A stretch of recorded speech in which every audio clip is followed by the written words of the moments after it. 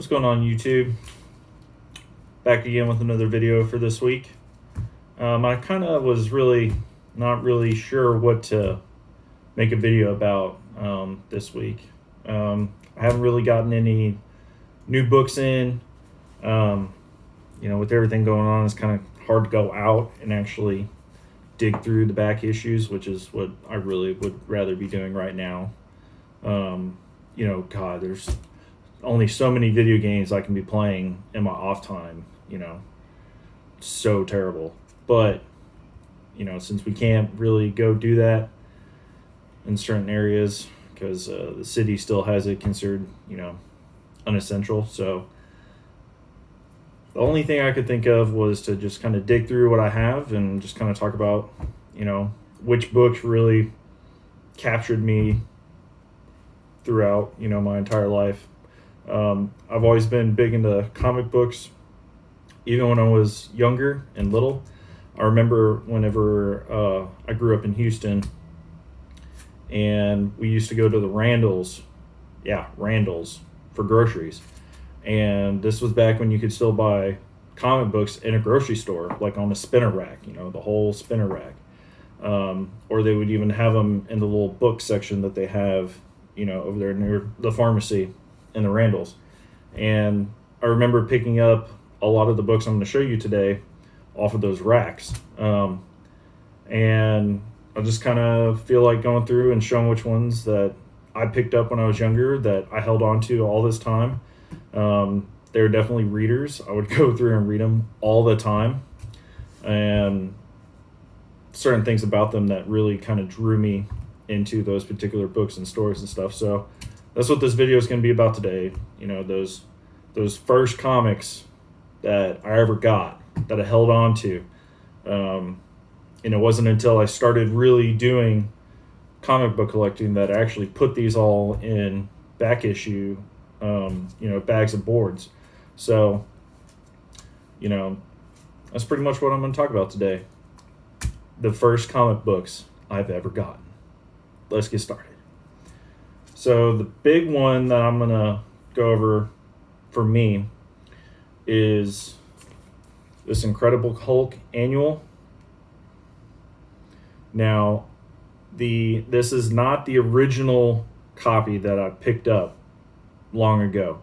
The original copy that I picked up was severely damaged. It was real bad, and it pretty much wasn't holding anything. It was like completely falling apart. So I was able to find this book. I'm pretty sure I got this at the Half Price Books over here in Irving, Texas. I don't know, like a year ago or something like that. But I picked this up, and this is from 1997, Incredible Hulk annual. And it was done by Adam Polina and Koblish. Those are the signatures over here. Now, I'm going to open this up and kind of talk about what made me really drawn to this book, because it's got some really awesome art in it that I just loved. So there's it seemed like there was like multiple stories going on in it whenever I was reading it, but I guess it's not. But at the time when you're young, you're kind of looking at everything and you're not entirely sure what you're reading. But the artwork in this one was really awesome. And this one was listed, or the story on the inside is Sins of the Father, apparently. I'm a kid. I don't know what all this meant. So, but I really dig the artwork. And it's got Doc Samson in it, which is pretty cool. But some of the really awesome panels that I had no idea about was the artwork for Hulk. That just really drew me into the Incredible Hulk. Just like the way he looks in this picture is like awesome. It's on the back too. It's pretty sweet. And the bad guy in this book, or being portrayed as the bad guy, is Gladiator, which I never knew anything about. But, he just looked really cool battling the Hulk. And trying to get to one of my favorite panels in here. So there's the full panel in there with Gladiator. It just looks super cool.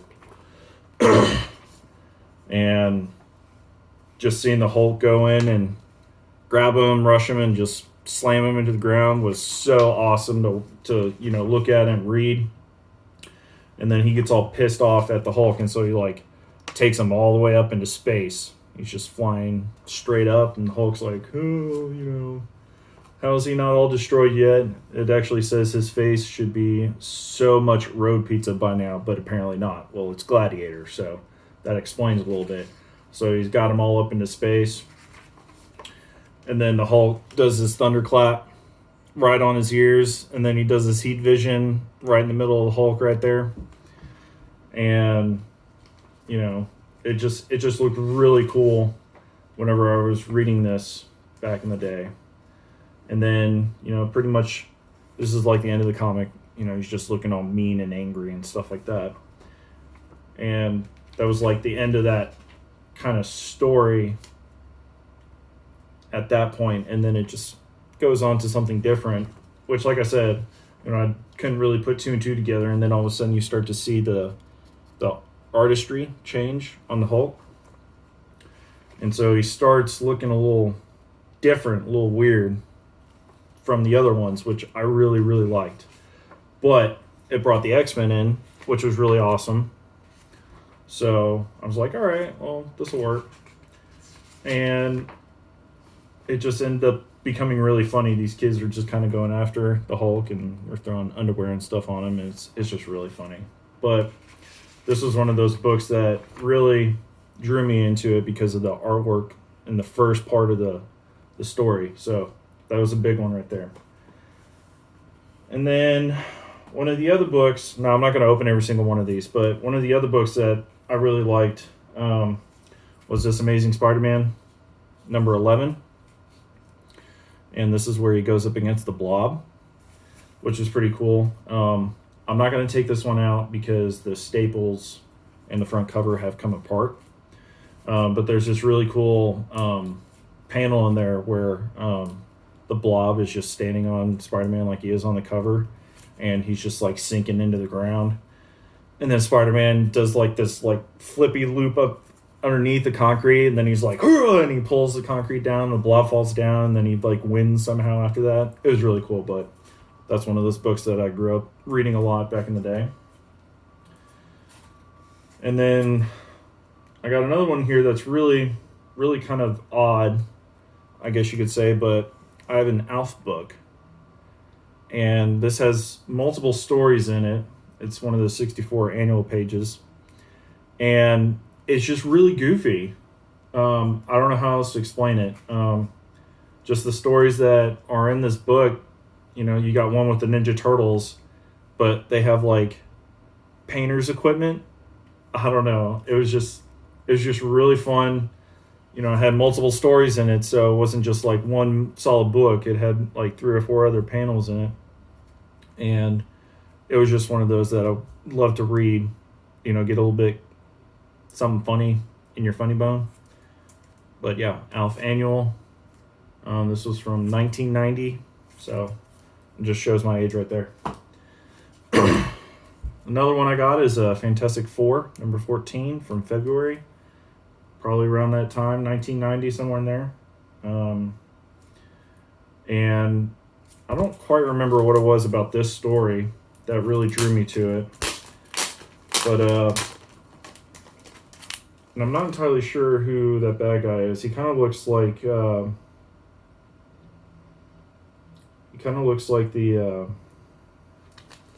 judge. The judge, the Kree guy. I'm drawing a blank. I'll get it here in a second. But if I don't, leave it down in the comments who that guy is. The Accuser. Ha! Told you. I got it. The Accuser. this is definitely one of my readers. You see the back is kind of coming apart over there. Look, Tiny Hawk over there on the back with the got milk doing his skateboard thing. So this is definitely one of those readers from back in the day. This is the one where there's like some type of like alien goop thing. It's like takes over the Invisible Woman. But yeah, so it's got Ronan the Accuser. And this one just looked cool, you know? It just looked real cool, and it had like this, it's like this alien kind of thingy that takes over the Invisible Woman here. And like she like submits to Ronan the Accuser for some odd reason. I'm not really sure. I'd have to go back through and like really read the story, maybe look online for a couple of the other issues leading up to this one. But yeah, this was just one of those, you know, you picked it up off the shelf, you didn't know what was going on. So, but yeah, that was the Fantastic Four, number 13. Pretty sure it's 1990. So it was about whenever I was young enough to be able to pick these up out of a grocery store. So,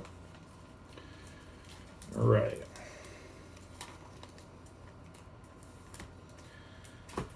One of the next ones is just a Captain America, number 13. Probably around that same time, 1990, 91, 92. This one is a Andy Qbert with Jesse Delperdang are the artists on this one. I don't know if you'll be able to see it, but I thought this one was cool because Captain America had like a see-through, like a generated shield, not just like a regular shield.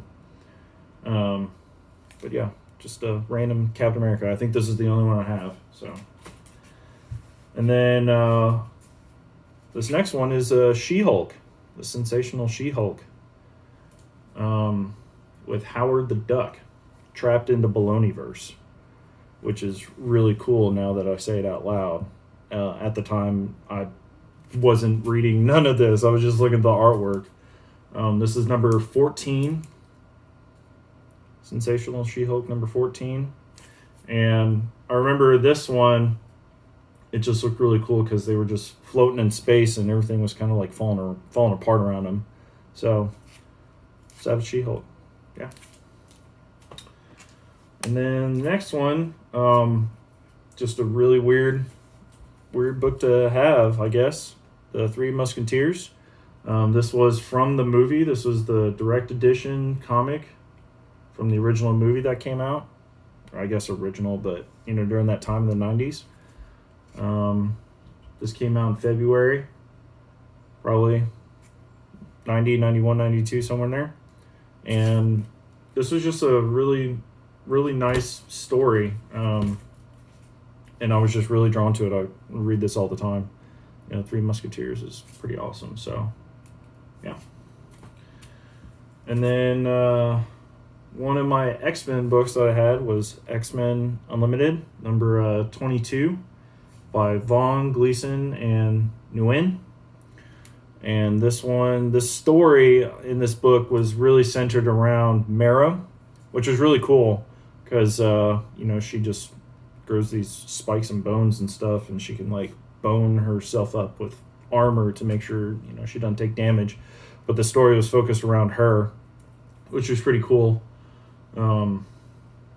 This one is definitely really beat up a lot. You know, it's got tears and stuff all over it, got a bunch of spine ticks. This is one of those heavy readers that I really stuck to when I was younger.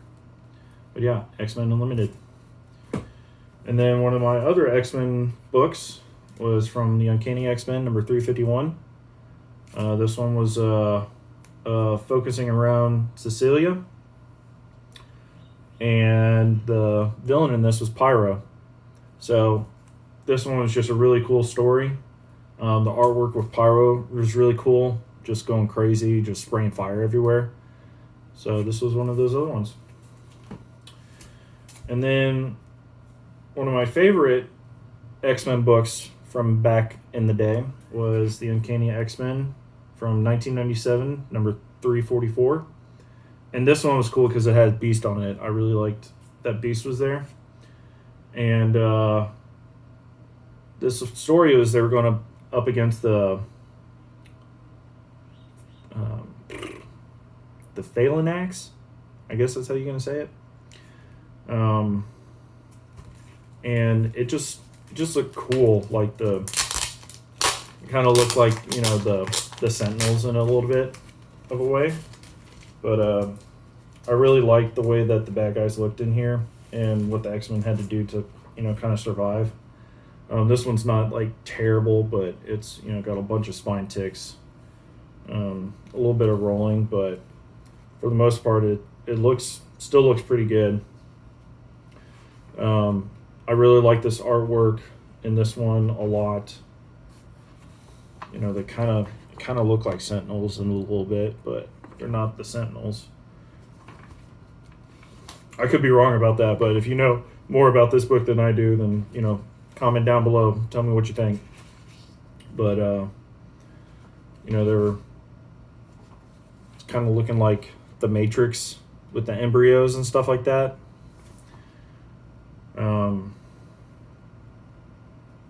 For the Shi'ar people, I guess.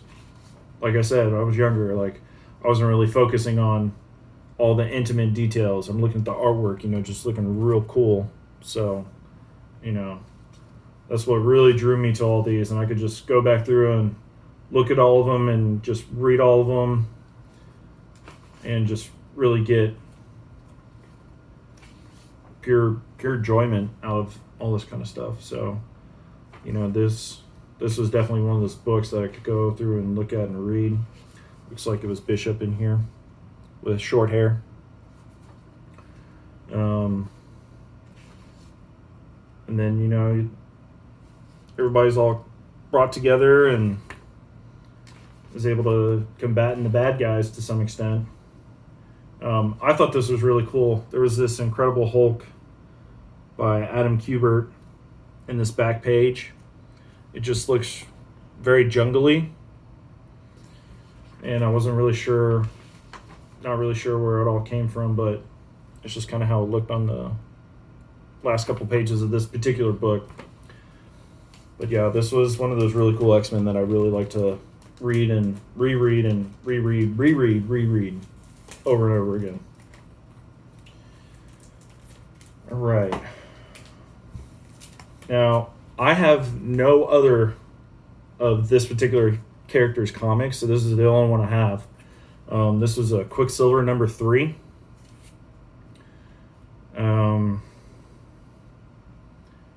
And I really know nothing about this run or anything like that whatsoever, but it was a really cool story that I really enjoyed.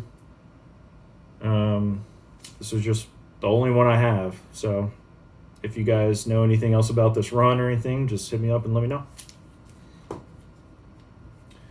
And the only Batman comic book that I actually grew up with was this Batman Detective Comics number 713. This is the only one I had growing up. The only Batman I ever had. This was by Nolan in 97. Looks like a 97. And this one was cool because it was like real dark. And he was like having to hunt down like this cyborg kind of looking bad guy thing. You know, Batman, you know, has all of his gadgets and gizmos. I can't talk. But this one was cool because it was very much like a detective hunting, you know, trying to pick up the pieces and find somebody that, you know, Batman is. He's a detective.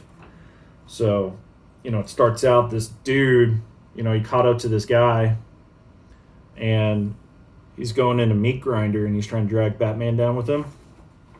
And he's got this terrible, terrible haircut. It's like a real bad bowl cut. But he's able to get away from him, but the guy, you know, he's all stuck underneath there getting chewed up by the grinder. Trying to take Batman with him. And See, he's like all cyborgy kind of thing. So Batman's trying to hunt him down and find out what's going on. It's got Robin in there, which is kind of cool. I'm not like a huge Robin fan, but you know, he makes an appearance in this. Alfred is in this book too. And it was just a really good story that I really liked. Very dark. You know, you can tell by the pages, it's just real dark. He's hunting this bad guy in his sewer, and he keeps like getting on top of Batman. You know, he's out Batmaning him by being sneaky and stuff. It's just kind of interesting.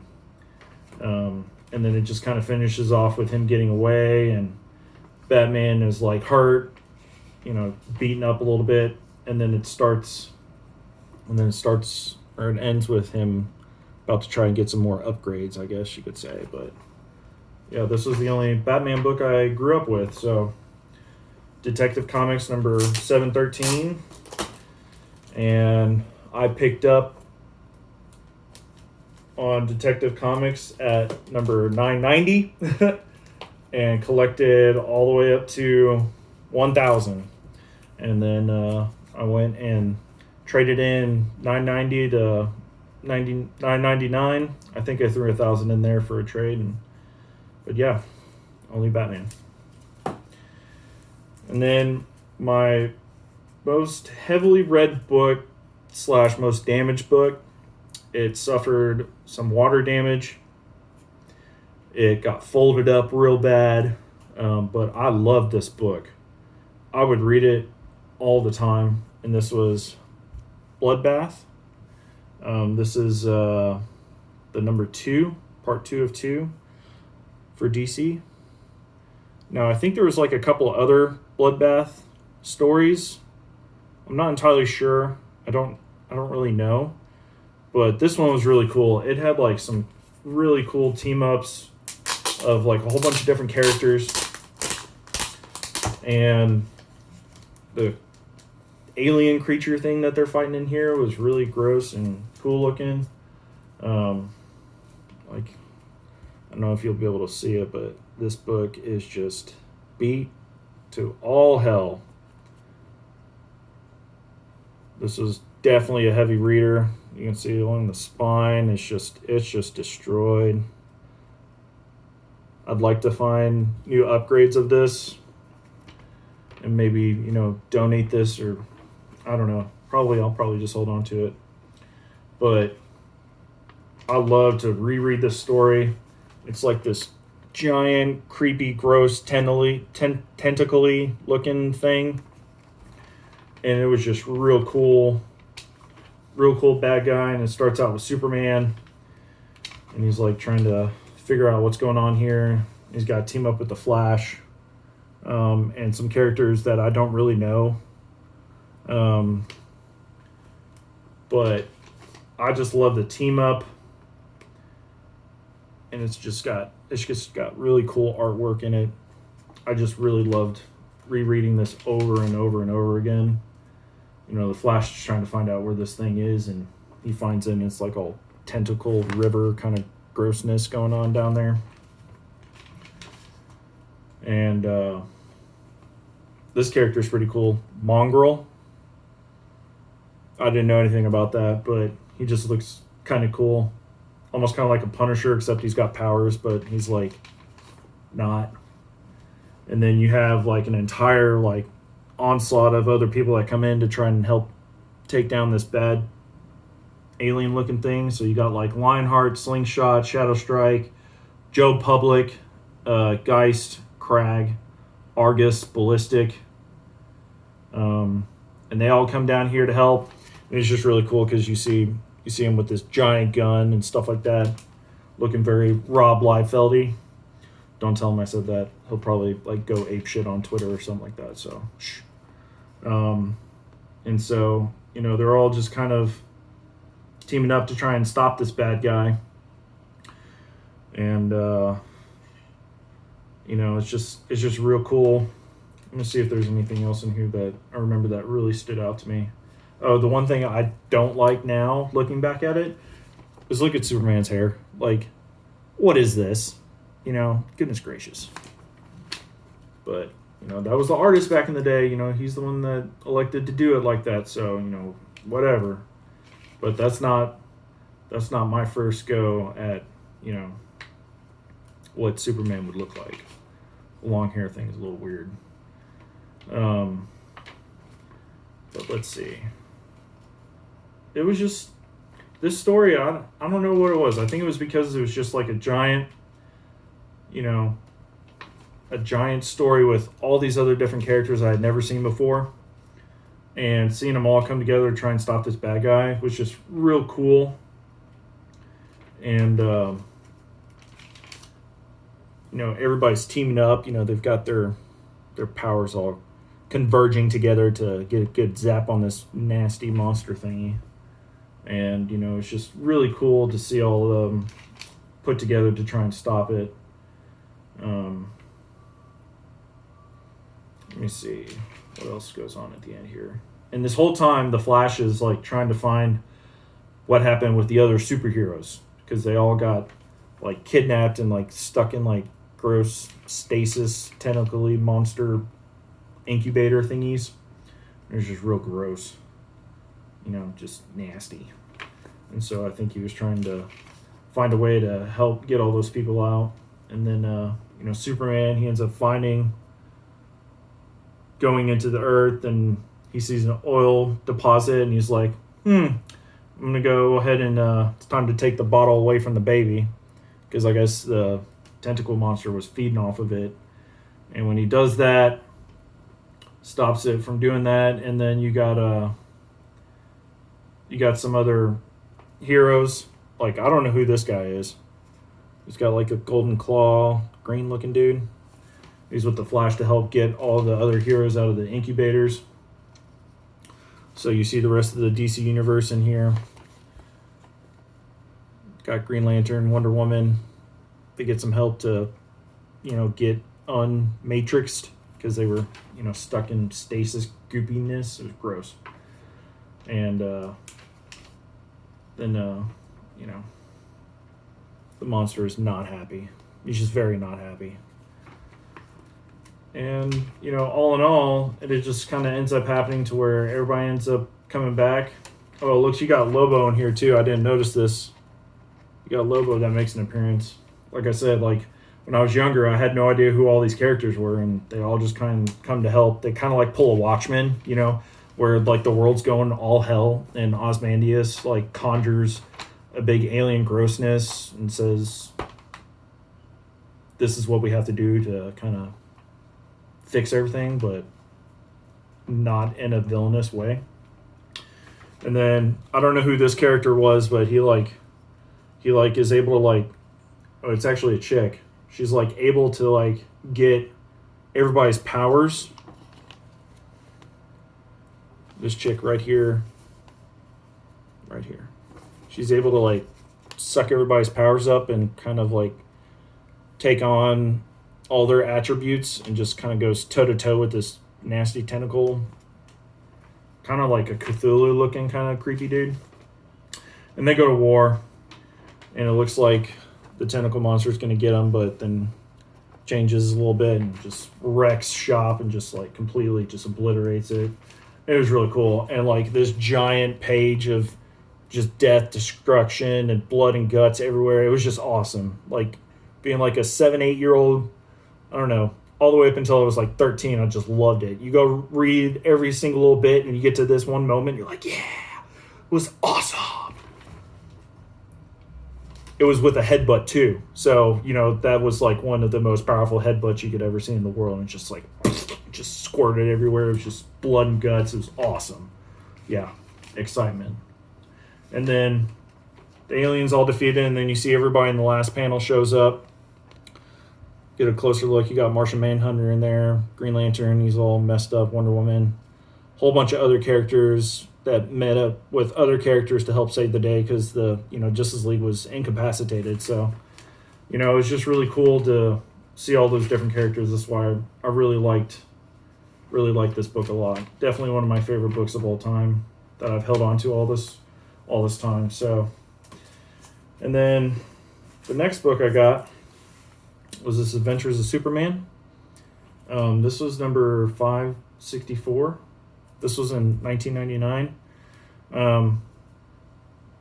It's just some type of nuclear nightmare. That's what it's titled as. It was just really interesting. I just kind of like how Batman or Superman is just kind of soloed right there behind like 3 Mile Island looking or something like that. But yeah. And then one of the last books I got is super random, but it's a Looney Tunes. It's a Bugs Bunny monthly. And it's just real wacky, real weird. It's got like 3 or 4 stories in it, and I just loved it. I remember reading this all the time. And then the very last one, and I'm pretty sure this is mine, but I could be wrong. I think this might be my wife's. It's the Scorpion King. Yes, I have Dwayne "The Rock" Johnson's on a comic book. I'm not proud of it, but he's pretty awesome. Come on, don't lie. Don't lie. You think The Rock is awesome. But yeah, this was just, I don't know if this was actually, well, this is a movie special, so I'm not sure if it actually went off of the movie or not. I don't quite remember, but yeah. And I think that's it. Yeah, that's all the books that I grew up with, and held on to all these years. I don't know if anybody else really does videos like that. Kind of goes through and actually shows off their readers from when they were younger. And I hadn't really seen anything like that. And since I hadn't really picked up anything new, I just thought that'd be kind of cool to go through and, show off some of these books that really made my generation into comics, for me specifically. And yeah, I just thought I'd bring that to you guys. And like always, subscribe, comment, throw anything you got down there, suggestions for what you'd like to see next. If you guys know anything about the books I have, throw some comments down there and we can jab back and forth about them. But until next time, peace out.